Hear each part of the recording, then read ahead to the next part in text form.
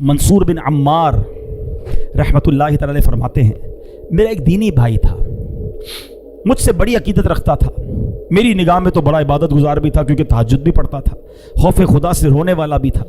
एक मरतबा मुझे खबर मिली कि वो मेरा दीनी भाई बीमार हो गया है। मैं उसके पास गया और देखा कि वो बहुत कमज़ोर हो चुका है, घर के दरमियान लेटा है, चेहरा उसका काला हो गया है, आंखें उसकी नीली हो गई हैं।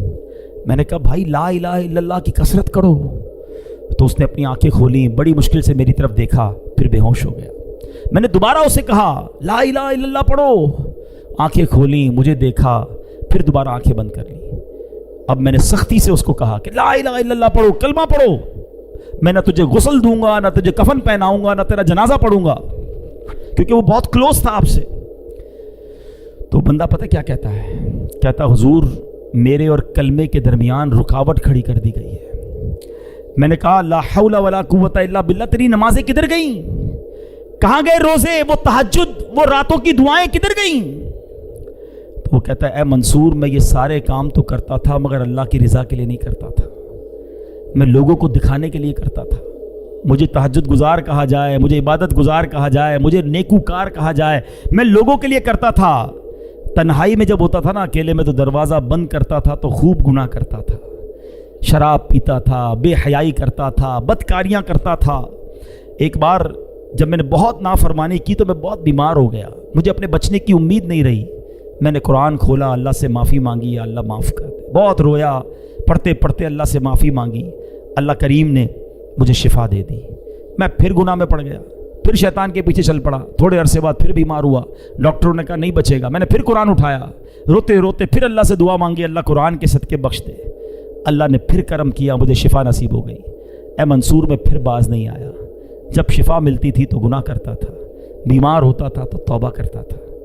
तीसरी बार मैं फिर गुनाहों में पड़ गया, बड़े गुनाह किए।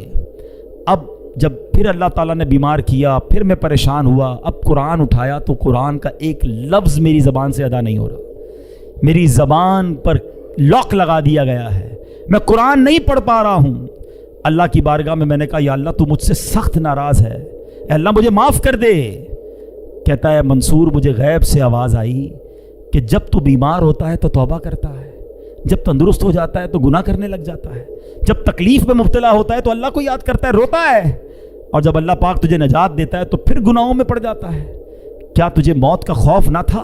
तू अकल रखता है, समझ रखता है, फिर भी गफलत में पड़ा रहा।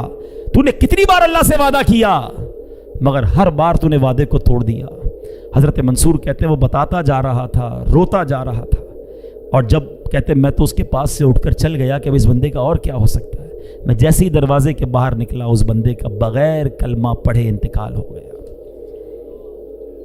अब सच बताओ हमारा हाल क्या है? मुश्किल आए, कई लोग मस्जिद में दिखते हैं, हाथ में तस्बीह होती है, सर पर टोपी होती है, को क्या हुआ यार बस कर्जा बहुत बड़ा हो गया है, नौकरी छूट गई है, घर वाले बीमार हैं, वालिद हॉस्पिटल में हैं, अल्लाह याद आ गया है, मस्जिद याद आ गई है। जिधर वो मसला हल हुआ, जिधर वो प्रॉब्लम खत्म हुई, बंदा ही भाग गया मस्जिद से दूर। क्या इसलिए अल्लाह की इबादत है?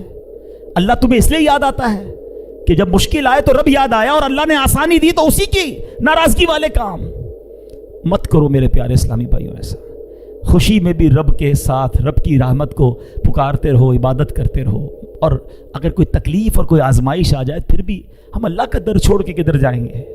उस करीम के सिवा हमारा कौन है? वो नाराज हो गया तो मारे जाएंगे। आओ मेरे प्यारे इस्लामी भाइयों, सच्ची तौबा कर लो, अल्लाह की बारगाह में सर झुका दो, वो बड़ा करीम है, वो पिछले गुनाहों को मुआफ फरमा देगा अगर बंदा सिद्के दिल से तौबा कर ले और आइंदा गुनाह ना करने का पक्का इरादा कर ले।